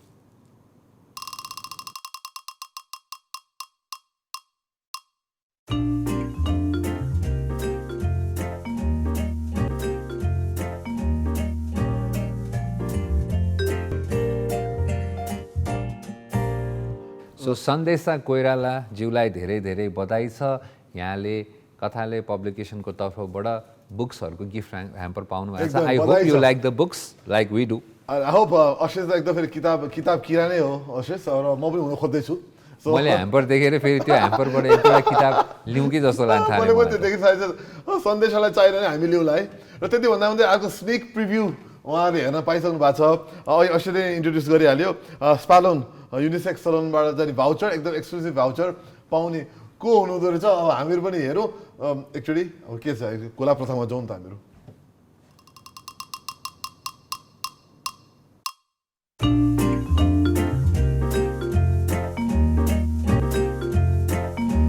आशु गिरी, यहाँलाई आशु गिरीलाई यहाँ एकदम शुभकामना छ। हेर्नुहोस् अब जानुहोस् यसो, अब त्यहाँ पुरा स्पालोन हो, स्पा एन्ड सलुन सब हो, यसो आफूलाई एकदम मजा छ एन्टरटेन। उहाँले एकदम माया गरेर तपाईँलाई फेसियलदेखि लिएर कपाल सपा सबै गरिदिनुहुन्छ। भाउचर छ, गएर हेर्नु होला र कस्तो रहेछ हामीलाई पनि भन्नु होला, हामी पनि जाउँला त्यसपछि। त्यही त, र आफ्नो एक्सपिरियन्स प्लिज सोसियल मिडियामा हामीलाई सेयर गर्नुहोस्, इन्स्टाग्राममा हामीलाई सेयर गर्नुहोस्, र please help us share our handle. धेरैजना मानिसहरूले हाम्रो ह्यान्डल फलो गरून्, तपाईँहरूले पनि सहयोग गर्नुभएको छ, त्यसको लागि धेरै धेरै धन्यवाद। र प्लिज इन्जोय यो गिफ्ट ह्याम्पर्स। किताब छ, किताब पनि पढ्न पाउनुभयो। र इफ यु लाइक आशु गिरीजी, तपाईँलाई एकदम आफूलाई मजाले ट्रिट गर्नलाई चाहिँ you are most welcome to use the spa and enjoy and let us know how you feel. एकदमै यो भयो प्रेजेन्ट। हामी प्रेजेन्टमा कुरा गरेर छ, आज प्रेजेन्टमा प्रेजेन्ट पनि पाउनुभयो, गिफ्ट पनि पाउनुभयो। अब यो सँगसँगै हाम्रो रेगुलर हामीहरू सेगमेन्ट जाँदाखेरि चाहिँ आज टुडे इन हिस्ट्री हामीहरू हरेक दिन तपाईँलाई यो आजको दिनमा संसारभरि नेपालभरि के भयो देखाउन खोज्छौँ। मेन इभेन्टहरू त सधैँ भइरहन्छन्। त्यही सिलसिलामा आज एकदम इन्ट्रेस्टिङ इभेन्ट भएको थियो धेरै वर्ष अगाडि। इन्दिरा गान्धी इन्डियाका पूर्व प्रधानमन्त्री, दुईचोटि प्रधानमन्त्री हुनुभएको थियो, उहाँलाई गोली हानी हत्या गरिएको थियो। त्यही त 1984 को घटना समेत यो र इन्डियाको एकदमै नाम चलिएको नेत्री इन्दिरा गान्धी, उहाँ चाहिँ एकदमै पपुलर आफ्नो समयको र उत्तिकै पपुलर प्रधानमन्त्री जवाहरलाल नेहरूको पुत्री इन्दिरा गान्धी, उहाँको चाहिँ आफ्नै तिमी सबैले भनिहाल्यो बडीगार्डहरूले चाहिँ गोली हानेर हत्या गरेको थियो आफ्नै निवासस्थान नजिकै। र यो इन्डियाले यसको ठुलो अहिलेसम्म पनि एउटा इन्डियाको लागि यो कालो दिनको रूपमा मनाइन्छ भनी धेरै कुराले गर्दाखेरि यो इन्डियाकै राजनीतिक इतिहासमा र इतिहासमा पनि यो घटना चाहिँ धेरै समयसम्म यो रहिरहने र एकदम महत्त्वपूर्ण घटना एकदमै। र उहाँले दुईपल्ट गरी करिब 15 वर्ष भारतमा प्रधानमन्त्री भएर उहाँले काम गर्नुभयो। त्यो भनेको ठुलो इतिहास हो नि। उहाँले एकदम सक्सेसफुल प्राइम मिनिस्टर हिसाबले त्यो बेला फेरि महिला प्राइम मिनिस्टर भनेर भन्दा पनि as a good prime minister भनेर उहाँलाई चिनिन्थ्यो र उहाँको अब विभिन्न अन्य पक्ष त छँदै थिए। तर उहाँको मृत्यु हुँदा उहाँ 67 वर्षको उमेर हुनुहुन्थ्यो। उहाँको जन्म चाहिँ नोभेम्बर 19मा भएको थियो र डेथ चाहिँ आजको दिनमा भयो। दुःखद घटना थियो। त्यसले इन्डियाको इतिहासलाई केही हस्ताउँछ नि निकै नै अफेक्ट चाहिँ गर्यो। त्यही त बेअन्त सिंह र सतवन्त सिंह दुवैजना बडीगार्डहरू, सिख बडीगार्डहरूले चाहिँ यो अपरेसन ब्लू स्टार जुन चाहिँ इन्डियाले गरेको थियो सिख आतङ्कवादीहरूलाई कन्ट्रोल गर्दाखेरि त्यसको विरोध गर्दै उहाँको ठुलो सिख समुदायहरूले यसको विरोध गराएको थियो। त्यसै अनुरूप एउटा रिसले उहाँहरूले इन्दिरा गान्धीको हत्या गरिदिनु भएको थियो। बेअन्त सिंहको चाहिँ त्यही घटनास्थलमै अरू सुरक्षाकर्मीले जवाबी कारवाही गर्दाखेरि मृत्यु भएको थियो भने सतवन्त सिंह र अर्को एकजना उहाँसँगै यसमा घटनामा संलग्नलाई चाहिँ पछि झन्डै 1989मा दुवैजनालाई फाँसी दिएको थियो समेत। सो यो अलिकति कालो दिन भारतको लागि र धेरैजनाले अहिले त्यो कालो दिनमै सम्झिन्छन्। र फेरि यसको दुःख लाग्दो कुरा के हो भने फेरि पछि गएर उहाँकै सुपुत्र राजीव गान्धीको पनि फेरि भनौँ न यस्तै गरी नराम्रोसित एउटा किसिमले एसासिनेसन नै गर्यो। झन् यसपालि त झन् बम ब्लास्टमा उहाँको पनि दुर्घटनामा मृत्यु भएको थियो। सो यो पारिवारिक रूपमै अलिकति नराम्रो छ र भारतको लागि यो महत्त्वपूर्ण दिन हामीले भन्यौँ र दुःख लाग्दो दिन पनि हो यो। र फेरि स्मरण रहोस् उहाँको बुवा जवाहरलाल नेहरू इन्डियाको पहिलो प्राइम मिनिस्टर हुनुहुन्थ्यो भने इन्दिरा गान्धी चाहिँ नि तेस्रो प्रधानमन्त्री हुन पुग्नुभयो। यस इतिहासमा एकदम राम्रो इतिहासमा मतलब उहाँको परिवार इतिहास एकदम राम्रो छ। तर जस मृत्यु चाहिँ अलिक नराम्रो हिसाबले भयो। त्यही पनि आज उहाँलाई सम्झौँ, उहाँले गरेको योगदानलाई सम्झौँ। भारतलाई एक लेभलमा पुर्याउनुमा 1980s को त्यो रेभोल्युसन ल्याउनुमा नि उहाँको ठुलो रोल थियो। त्यसले गर्दा उहाँलाई सम्झिने दिन पनि हुन आउँछ आज। समीर, अब यो भन्दै अर्को के छ भने आजकै दिन 2011मा चाहिँ हामीले बिहानदेखि नै सहरी विकासको कुरा गरेका थियौँ। जनसङ्ख्याको कुरा गर्दा गर्दै चाहिँ 7 बिलियन चाहिँ संसारको पपुलेसन 7 अर्ब चाहिँ 7 बिलियन भएको दिनको रूपमा लिइन्छ। 2011मा हेर्दा समेत 7 अर्ब पपुलेसन भइसकेको रहेछ संसारको। अब अहिले आएर 7 करोडकै 75 करोड भयो के अरे 7 अर्ब 75 करोड चाहिँ 7 वर्ष फेरि 75 करोडले बढिसक्यो कि 75 करोड भन्नु मिल्यो। तर यस्तो रहेछ फर्स्ट बिलियन जम्मा 1804मा भएको थियो भने होइन अब के अरे 1979 चाहिँ 12 वर्ष पहिले मात्रै खालि 6 बिलियन मात्रै थियो। 12 वर्षमा 1 अर्ब पपुलेसन एकदम एक्सप्लोजन नै भयो।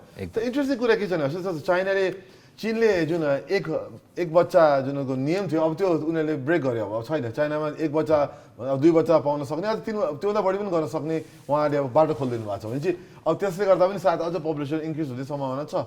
किनकि चीनमा पपुलेसन अलिकति घट्नु मतलब बढ्ने क्रम अलिकति रफ्तार घट्यो भनेर उहाँहरूलाई पछिसम्म विचार गर्नुहुन्छ। 3 वर्ष अघि 21-22 वर्षपछि के हुन्छ भन्ने कुरा सोचेर उहाँले चाहिँ अब पपुलेसनमा खोलिदिनु भएको छ, खुकुलो बन्द गरिदिनु भएको छ। इन्डियामा त अहिले पनि पपुलेसन बढी छ भने चाहिँ अब लाग्छ अब यो पपुलेसन ग्रोथ अझ पनि बढ्छ जस्तो लाग्छ मलाई आउँदा वर्षहरूमा। अब कम्पेरिटिभली हेर्ने हो भने त अब भनौँ न 2011 देखि 2021 सम्मको हामीले जर्नी हेर्ने हो भने त अहिले 1 बिलियन बढेको पाइँदैन। हुन त 12 वर्षमा 1 बिलियन बढेको छ। तर तैपनि I think we are on track. Maybe 2000 भनौँ न 12 वर्ष भन्दाखेरि त अझ 2 वर्ष बाँकी छ समीर होइन। सो 2 वर्षमा चाहिँ अझ पनि बढ्ने छ। मेबी फेरि अर्को बिलियन थपिने हो कि हुन त यो 1 बिलियन थपेपछि धेरै चाहिँ राष्ट्रहरूले चाहिँ आफ्नो जनसङ्ख्यालाई कन्ट्रोलमा ल्याउन धेरै कुराहरू गरे, किनभने हामीसँग रिसोर्सेस कम छ। र अहिले हेर्ने हो भने पनि यो जुन जलवायु परिवर्तनको कुरा हामीले गर्दैछौँ, अरू पपुलेसनको कुराहरू गर्दैछौँ, भोकमरीको कुरा गर्दैछौँ, यो सबै कुरालाई हेर्दाखेरि चाहिँ यो संसारमा यसरी अव्यवस्थित रूपले जनसङ्ख्या बढ्नु चाहिँ हामी सबैजनाको लागि राम्रो होइन र पृथ्वीको लागि को पनि राम्रो होइन। होइन त्यो वेस्टेजहरू आउँछ, वेस्टको कुराहरू आउँछन्। अब हामीलाई चाहिने पूर्वाधार बढ्ने क्रम आउँछ। अस्ति भने जस्तै हाम्रो बिजुली पानी बढी खपत हुन्छ। पानी एकदमै अहिले एकदम अप्ठ्यारो अब अवस्था पुगिसकेको छ। पानीको हामीलाई दिने जुन वितरण प्रणाली एकदमै गाह्रो भइसकेको छ। संसारभरि पानीको लागि नै युद्ध हुने जस्तो देखिसकेको छ भनेपछि यस्ता यस्ता कुरा चाहिँ अब हामीले सोच्नुपर्ने हुन्छ। र अब 2 देखि 3 वर्षमा चाहिँ हामीले 8 अर्ब जनसङ्ख्याको पृथ्वी भनेर भन्दाखेरि चाहिँ हामीले यसो मनन गरौँ, यो धेरै कम समयमा यत्रो बढ्या रहेछ होइन। 1804मा चाहिँ हामीले के अरे यति धेरै 1 बिलियनबाट होइन 1804मा हाम्रो पपुलेसन जम्मा 1 अर्ब रहेछ समीर होइन। अहिले आएर हामी झन्डै 8 बिलियनमा हामी कुरा गर्दैछौँ, 8 अर्बको कुरा गर्दैछौँ भने त कति 1800 भनेपछि 200 वर्षमा हामीले हेर्दा कहाँ पुग्यौँ हामीहरू। र यसो विचार गरौँ मानवको उपलब्धि, मानवका यत्र विज्ञान होइन सबै कुराको उपलब्धि देख्दाखेरि मानव पनि हामी कति धेरै भइसकेछौँ त होइन। स्वास्थ्यमै राम्रो, स्वास्थ्य प्रणालीले, स्वास्थ्य सेवा प्रणालीले बलियो भने त मान्छेको अब जीवनशैली राम्रो भएको छ र जुन उमेर लामो भएको छ, हाम्रो बाँच्ने उमेर धेरै लामो भएको छ। त्यसले गर्दा पनि धेरै नै फरक पारेर छ। किनभने जन्मिने बाँच्ने धेरै हुनुहुन्छ, जन्मिने पनि छ, बाँच्ने पनि धेरै छ। जन्मिने दर पनि बढ्यो किनभने आई थिङ्क हामीले दुइटै कुरा कन्ट्रोल गऱ्यौँ। एउटा त लाइफ एक्सपेक्टेन्सी पनि बढायौँ र अर्को कुरा जुन शिशु मृत्यु दर थियो त्यसको ठुलो कन्सर्न थियो। बच्चाहरू पहिले नै धेरै सानो उमेरमा विभिन्न कारणले गर्दा बच्चाहरूको मृत्यु हुन्थ्यो, त्यो दर पनि घटाइ भएको भएर त्यो पनि घट्यो। तर लाइफस्टाइलको हिसाबले हेर्ने हो भने चाहिँ आई थिङ्क अहिले चाहिँ धेरै जस्तो एउटा मात्रै सन्तान जन्माउने परिवारहरू धेरै बढेका छन्।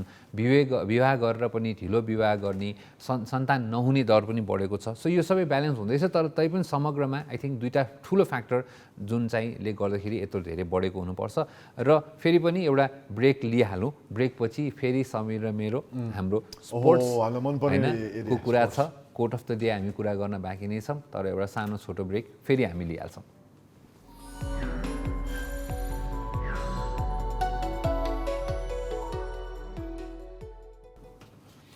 ब्रेकपछि फेरि पनि यहाँलाई स्वागत छ। वायनेट प्रेजेन्ट्स ग्यालेक्सी दिस मर्निङ लाइभमा। र हाम्रो अब समय भएको छ स्पोर्ट्सको। अब स्पोर्ट्स भनेपछि अशेष र म दुवै एक्साइटेड। र आज फेरि पनि अहिले त फुटबल र क्रिकेटमय भएको छ।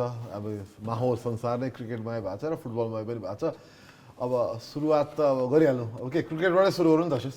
क्रिकेटबाटै सुरु गरौँ समीर, किनभने अलिकति तातो समाचार चाहिँ हुन त तातो फुटबलमा छ होला, राति ढिलो भएको भएर, तर त्यही पनि त्यसको भन्दा पनि पहिले हेरेको खेलबाट सुरु गरौँ।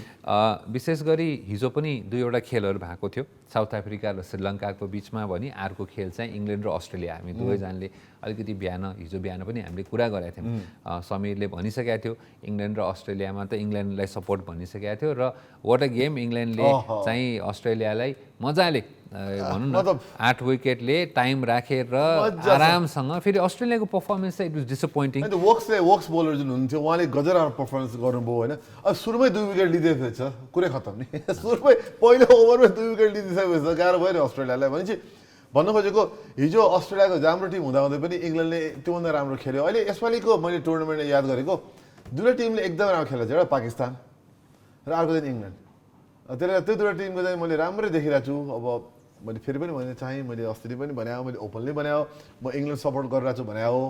कसले जित्छमा चाहिँ नजाउँ, त्यो मैले एउटा त्यो भन्नुको लागि। तर आफ्नो टिम चाहिँ जितेको हेर्दा चाहिँ खुसी लाग्छ होइन समीर। तर यस्तो छ, हामीले के बुझ्नुपर्छ भने अहिले त हामी ग्रुप स्टेजेसमा छौँ। अब हामी बुधबारदेखि सेमी फाइनलमा जान्छौँ। Semi final is a fresh new start, 1 match के त्यो सबै यो ग्रुप टप गरेर गएर पनि सेमी फाइनलमा राम्रो खेल्न सकेन भने क्रिकेट इज क्रिकेट। फेरि it's just if that day if you don't perform on that day you don't win होइन। सो त्यसले गर्दाखेरि अझै पनि विजेतामा हामी नजाउँ, किनभने सेमी फाइनल नै खुल्न अहिले कसरी खुल्दैछ को पुग्छ भन्ने कुरा क्लियर भएको छैन हो पाकिस्तानको चाहिँ गेम राम्रो देखाएको छ किनभने 3टा गेम 3टै ठुलो टिमसँग राम्रो पर्फर्मेन्स कन्टिन्युस छ इङ्ल्यान्डले पनि धन्य अस्ट्रेलियालाई एक्ज्याक्टली हिजो अर्को गेम पनि भएको थियो है फेरि त्यो नबिर्सौँ हो हिजो हाम्रो साउथ अफ्रिका र श्रीलङ्काको गेम भएको थियो साउथ अफ्रिकाले श्रीलङ्कालाई त्यति सजिलो हरा भन्नु मिल्दैन एक बल बाँकीमा हराएको छ त्यसले गर्दा त्यो गेममा इन्ट्रेस्टिङ के भयो भने ह्याट्रिक भयो होइन सो श्रीलङ्काको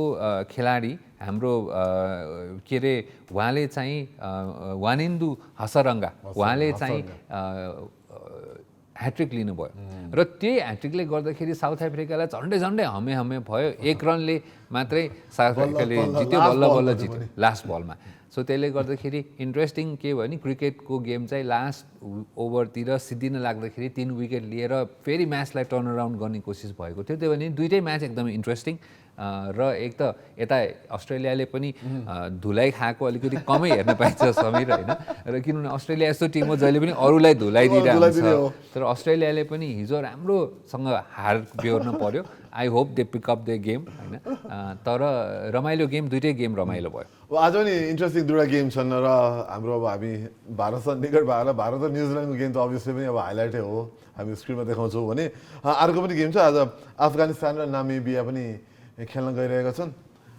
यो पनि अब इन्ट्रेस्टिङ हुन्छ विशेष गरी दुवै टिमले एउटा एकदम राम्रो प्रदर्शन गरेका छन् है आई थिङ्क अफगानिस्तानको 1 विन 1 लस जस्तो लाग्छ मलाई कि पाकिस्तान अस्ति हार्यो स्कटल्यान्डलाई हरायो अफगानिस्तानले नामिबियाको दुवै लस हो कि I think they beet Scotland होइन र त्यो गेमको मलाई ठ्याक्कै याद भएन तर आई थिङ्क दुईटै टिममा मैले हेर्दाखेरि अन पेपर र इन्टेन्सिटीको हिसाबले चाहिँ अफगानिस्तान लुक्स अलिकति स्ट्रङ्गर टिम किनभने अफगानिस्तानसँग अलिकति अन्तर्राष्ट्रिय खेलाडीहरू पनि छन् राम्रो एक्सपोजर पाइसकेका छ पाकिस्तानलाई पनि उहाँले राम्रै च्यालेन्जिङ पोजिसनमा ल्याउनु भएको थियो हुन त एकजना प्लेयरले गर्दाखेरि चाहिँ पाकिस्तानले राम्रोसित सहज जित हासिल गरे पनि अफगानिस्तानको गेमलाई पनि नराम्रो भन्नु मिल्दैन सो यो गेम पनि इन्ट्रेस्टिङ छ तर यो गेम भन्दा पनि अर्को महत्त्वपूर्ण गेम चाहिँ भारत र न्युजिल्यान्ड त्यो इन्ट्रेस्टिङ हुन्छ किनभने यो चाहिँ एक किसिमले क्वार्टर फाइनलकै गेम भन्नुपर्छ किनभने यो जित्ने चाहिँ अब सेमी फाइनलमा जाने लगभग पक्का हो किनभने 3टा टिम जाँदैन समीर 2टा मात्रै टिम जान्छ पाकिस्तान यता गइसकेको भएर यो ग्रुप चाहिँ अब सेकेन्ड पोजिसनको लागि चाहिँ प्रेसरको गेम हुन्छ र भारतले यो जित्नै पर्ने देखिन्छ र न्युजिल्यान्डले पनि यो जित्नै पर्ने देखिन्छ किन दुईटैले पाकिस्तानसँग हारिसकेका छ त्यसले गर्दाखेरि 1 विन 1 लस भन्दा चाहिँ दुबईलाई जित्नु जरुरी छ एकदम इन्ट्रेस्टिङ गेम हुन्छ आज ल म तिमीलाई पढ्नु कसले जित्छ इन्डिया न्युजिल्यान्ड तिम्रो तिम्रो would you think I will root for India किनभने इन्डियन टिम त राम्रै टिम हो पेपरमा पनि इन्डिभिजुअली पनि हुन त मेरो पर्सनल फेभरेट होइन तर म आज एकदम टेक्निकली भन्ने हो भने चाहिँ I think India has an upper hand म तिमीसँग डिसएग्री गर्दै मेरो पनि त्यही नै सोच हो र अस्ति अब त्यति भन्दा अब हामी क्रिकेटबाट अब फुटबल जाने कि नेपालले आज खेल्दैछ अब एफसी अन्डर 23 क्वालिफायरमा नेपालको आज अन्तिम खेल छ हुन त मतलब खालि एउटा देखाउनको लागि मात्रै खेल्ने हो तर I hope we play well होइन हाम्रो राष्ट्रिय टोली हो र अन्डर 23ले नै फ्युचर हाम्रो नेपालको चाहिँ तय गर्छ भविष्य हाम्रो यसै टोलीद्वारा तय हुने हो त्यही भएर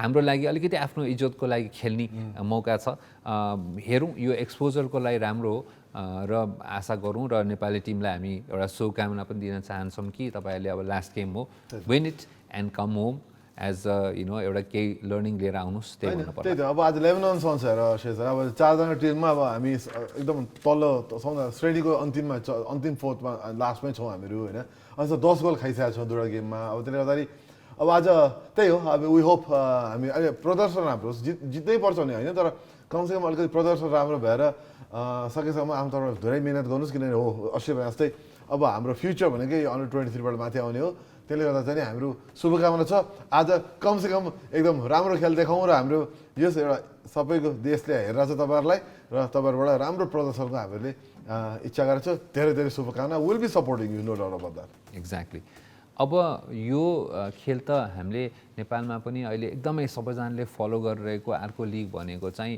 प्रिमियर लिग पनि हो र प्रिमियर लिगमा पनि धेरै गेम्सहरू हिजो भए अब यो गेमहरूमा चाहिँ धेरै टिमहरूको अलिकति अनएक्सपेक्टेड रिजल्ट्स आए पनि मुख्यतया प्रिन्सिपल टप टिम्सहरूले चाहिँ राम्रै पर्फर्म गर्नुभएको छ इपिएलको के छ समीर अपडेट अहिले हामीले यसो हेर्दाखेरि वाट आर द अपडेट्स हिजो धेरै खेलहरू भए फेरि मान्छेले मलाई फेरि खालि आर्सेनलको मात्र कुरा गरेर भन्लान्। म यसो सुरु गर्छु, हिजो चेल्सीले जितेको छ, लिभरपुलको आई थिङ्क बाँकी छ कि जिता, त्यो डबल चेक गरौँला अहिले, अस्ति चेक गरुन्जेल लिभरपुलले ड्र गरेछ, ड्र गर्यो, आर्सेनलले जित्यो, त्यो मैले भन्नै पर्छ। अब अन्य खेलहरू पनि छन्, आज अब लेस्टर सिटीलाई आर्सेनलले जितेको छ भने अब चेल्सीले पनि जितेको छ जो खेल, अब लिभरपुलको ड्रप हो अस्ति भने जस्तै ब्राइटनसँग। र अरू अन्य गेमहरू पनि छन्, र आज आइतबार भन्नाले आज पनि केही खेलहरू बाँकी नै छ, तर एकदम इन्ट्रेस्टिङ भएको छ। म्यान्चेस्टर सिटी हार्यो, इतिहास म्यान्चेस्टर सिटी हारेको चाहिँ अप्रत्याशित, त्यही त, त्यो पनि 2 गोल खाएछ क्रिस्टल प्यालेस। क्रिस्टल प्यालेस जसरी हार्नुपर्ने पनि देखि कसरी हार्यो थाहा चाहिँ मैले हेरेको थिइनँ त्यो खेल होइन। म्यान सिटी हार्नु चाहिँ मलाई गजब लाग्यो, तर यसले के गर्छ भन्दाखेरि अब लिभरपुललाई अझ शीर्ष स्थानमा जानलाई मद्दत गर्छ, किन लिभरपुल र म्यान सिटी नै माथि रहेको, लिभरपुल हारेको छैन भने म्यान सिटी अब हार्यो। र अर्को कुरा चाहिँ आर्सेनल टप 6मा पुग्यो। अब म त मेरो टिमलाई त मैले त्यति भन्नै पर्छ, पाउँछु त्यति त्यहाँनिर जति गाली गरे पनि। त्यही त, त्यो खुसीको साथ अब चाहिँ हामी अर्को कुरातिर लागौँ। अब फेरि पनि आजको गेम पनि छ फुटबल, आज पनि इन्ट्रेस्टिङ हुने छ हेर्ने कुरामा, तर अब हामी बिस्तारै एउटा अर्को सेगमेन्टमा पुगेका छौँ जुन चाहिँ हामी सबैजनाले एक्साइटेड भएर भन्छौँ। आजको के छ त, कोर्टको के छ त अवस्था समीर? एकदम अवश्य अवस्था राम्रो छ, मैले हिजो राति नै पढेँ, आज बिहान पनि पढेँ। अब माल्कम एक्स, अब राइट्स एक्टिभिस्टको एकदम उहाँको भनाइ त जसले नै हामीहरू सुन्छौँ बुझ्छौँ, र उहाँको आज भनाइबाट हामीहरू कार्यक्रमको अन्त्यतिर जान्छौँ। If you don't stand for something you will fall for anything रे, उहाँ राइट एक्टिभिस्ट भएर उहाँले भन्नु एकदम स्वाभाविक हो। If you don't stand for something you will fall for anything, त्यो नेपालीमा रूपान्तरण गर्दा के भन्नु भन्छ हामीहरू त्यसमा? होइन, अगर तपाईँ केहीको लागि तपाईँ चाहिँ उभिन सक्नु हुँदैन भने फेरि तपाईँ जेको लागि पनि लड्न सक्नुहुन्छ, होइन ढल्न हुन्छ अथवा खस्नुहुन्छ, जेले गर्दा पनि खस्न सक्नुहुन्छ भन्ने कुरा हो। अङ्ग्रेजीको ठ्याक्कै नितान्त ट्रान्सलेसन गाह्रो भए पनि, तर भन्नु खोजेको कुरा के भने तपाईँले चाहिँ आफ्नो लाइफको प्रिन्सिपल अथवा आफ्नो लाइफको विश्वास गर्ने चाहिँ मूलभूत कुराहरू चाहिँ जति चाँडै ल्याउन सक्नुहुन्छ त्यति तपाईँलाई काम गर्न सजिलो हुन्छ, अगाडि बढ्न सजिलो हुन्छ भन्नु खोजे हो। र माल्कम एक्स तिमीले कुरा गरि नै हाल्यो, उहाँले आफ्नो एकदमै अमेरिकी विचारक, फिलोसफर, राइटर र राइट एक्टिभिस्ट, अश्वेत नेताको रूपमा उहाँले चिनिनु भएको थियो। उहाँको लागि जिन्दगी सहज थिएन होइन, तर उहाँ जस्तो मान्छेले यो भनेको विचार चाहिँ धेरै गहन आफ्नो अनुभव र अध्ययनमा आधारित यो भनाइ भन्नुपर्छ। होइन, उहाँले त्यही भनेको तपाईँले केही न केहीमा चाहिँ तपाईँको कन्भिक्सन हुनैपर्छ, तपाईँले केही न केहीमा चाहिँ म यसमा म ढिप्पी कसेर म यसमा लागि पर्छु, मेरो किन यो महत्त्वपूर्ण छ भने त्यो त्यति भन्न चाहिँ पर्छ भनेर उहाँले भन्न खोज्नुभयो, किन उहाँले आफ्नो जीवनबाट त्यही देखाउनु भयो। उहाँले अश्वेत लडाइँको लागि उहाँले धेरै नै मिहिनेत गर्नुभयो, त्यस्तो व्यक्तिबाट भनेपछि अभियसली उहाँले भित्र मनकै कन्भिक्सनलाई बाहिर राख्नुभयो। आजको दिनमा उहाँलाई सम्झिँदै तपाईँको अगाडि आज कोर्ट अफ द डे, र यो कन्भिक्सन बनाउन केही समय पनि लाग्न सक्छ, त्यही भएर तपाईँहरू कन्भिक्सन बनाएको छैन भने नातिनुहोस्, पढ्नु होला, हेर्नु होला, अरूसँग सिक्नु होला, आफू अवेर रहनुहोस् होइन, संसारमा के भइरहेको छ त्यसको बारेमा जान्नुहोस्, तर छैन भने पनि नातिनुहोस्। कन्भिक्सन बन्न टाइम लाग्छ होइन, it is okay that you sometimes are still confuse in life होइन। यति भन्दै अब हामी आजलाई चाहिँ बिदा माग्छौँ, भोलि फेरि रमाइलो कुराकानी र कार्यक्रम हामी लिएर आइहाल्छौँ। ग्यालेक्सी दिस मर्निङ लाइभबाट यहाँहरूसँग बिदा माग्दै यहाँहरूको दिन शुभ रहोस्। नमस्कार।